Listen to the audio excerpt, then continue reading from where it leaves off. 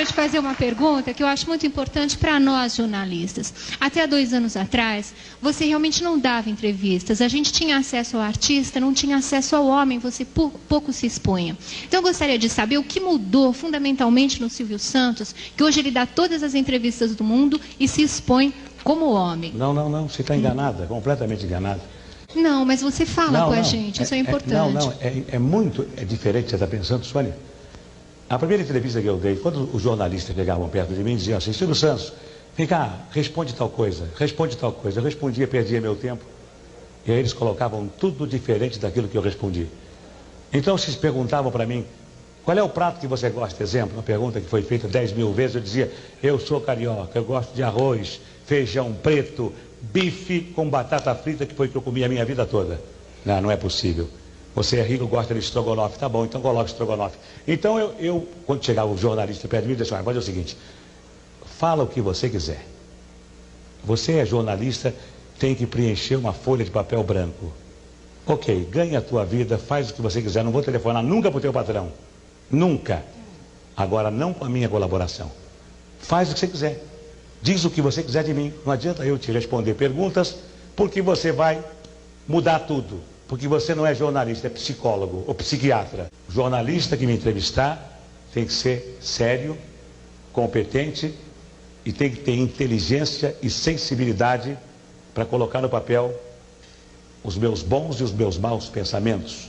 Ele não tem que ser, como não vai ser no SBT, jornalista que quiser trabalhar comigo, não vai ser investigador, detetive. Jornalista que trabalhar comigo, aprendeu na faculdade a ser idealista, aprendeu na faculdade a escrever o que deseja, vai escrever, compra uma estação de televisão, compra um jornal. Na minha não. Na minha vai dar notícia só, e na minha estação de televisão, enquanto eu viver, vai procurar no ser humano as qualidades do ser humano. Porque o homem brasileiro, desde o faxineiro até o presidente da República, nenhum deles sai de casa dizendo, hoje eu vou errar, hoje eu vou errar. Não. Todos saem de casa com a intenção de acertar. Fazem 10 coisas, erram 3 e os jornais e a televisão só encontram os 3 defeitos, não encontram as 7 qualidades. Qual é o ser humano que vai progredir se ele não recebe estímulo? Se ele só recebe cacetada da imprensa, cacetada da televisão.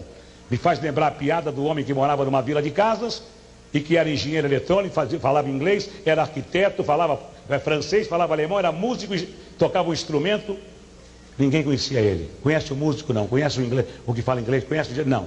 Conhece o careca? O careca, sim, o careca é da casa 23. Quer dizer, o careca todo mundo conhece. E as outras qualidades do careca ninguém sabe quem é? Não. Na minha televisão, o jornalista, se quiser trabalhar comigo, vai ter que dizer, a inflação foi de 2, 3, 8% só. Não vai dizer assim, a inflação esse mês foi de 8%. Que coisa, não. Que coisa não. Ele dá a notícia só. E se ele puder elogiar, elogie. Faça como a imprensa americana.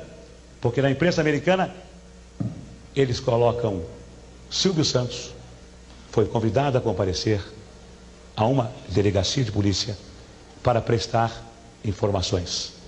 Silvio Santos será julgado na próxima semana. Silvio Santos foi condenado a 5 anos de prisão. Silvio Santos é ladrão. Aqui não. Na imprensa brasileira, me desculpem os jornalistas se eu estiver exagerando, mas uma parte da imprensa brasileira coloca Silvio Santos é ladrão para vender jornal.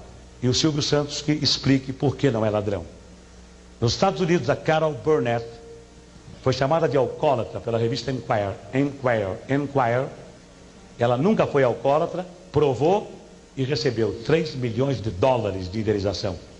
Nos Estados Unidos, houve um caso de investigação, que foi o caso Watergate, até hoje discutido na imprensa norte-americana, porque jornalista não tem nada que ser investigador. Jornalista tem que dar a notícia só, mais nada. E tem que, se possível, elogiar o ser humano para que ele seja estimulado e para que desde o faxineiro ao presidente da República todos trabalhem pelo bem comum. Esta é a filosofia da minha empresa e dos jornalistas que trabalharão comigo. Se não quiserem, comprem um jornal, ganhem uma concessão de televisão.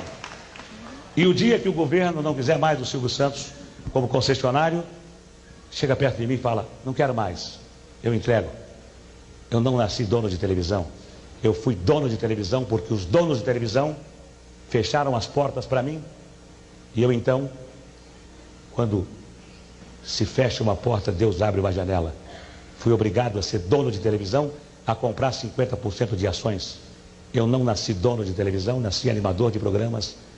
Continuaria sendo animador de programas se os homens não fossem tão vaidosos, tão poderosos. Sou um homem vaidoso pela minha condição de animador, mas não quero ser um homem poderoso. Não precisa ser poderoso. Sou poderoso com a minha consciência. Ei, valeu. Fala. Silvio, por que você sempre foi vitorioso nessas tuas mumunhas? Bem, Hein? eu não sei o que é mumunhas, mas eu costumo... Mumunha é uma porção de coisa junta. Realmente eu costumo ter mais vitórias do que derrotas por uma razão. Quando o ser humano está com a razão, Deus é o seu advogado. Ninguém vence o ser humano quando ele tem razão. Quando o ser humano não está com a razão, Deus é o juiz e o demônio é o advogado de quem está sem razão. Quem tem razão, forte ou fraco, vence sempre. O bem sempre vence o mal. O mal vence por alguns minutos, por algum tempo, mas o bem sempre vence o mal. E não teríamos razão para viver. Mesmo que esta vida termine no pó, não teríamos nenhuma razão para viver se o mal vencesse o bem. Nelson Rubens não perguntou nada. Nem quer saber a cor da minha cueca. Não, eu perguntei. Eu queria saber como é que a gente ganha tanto dinheiro, Silvio Santos. Trabalhando. Trabalhando? Trabalhando e fazendo o seguinte, acreditando naquela frase que algum filósofo disse uma vez num livro, ganha dinheiro com 10% de inspiração e 90% de transpiração. Só.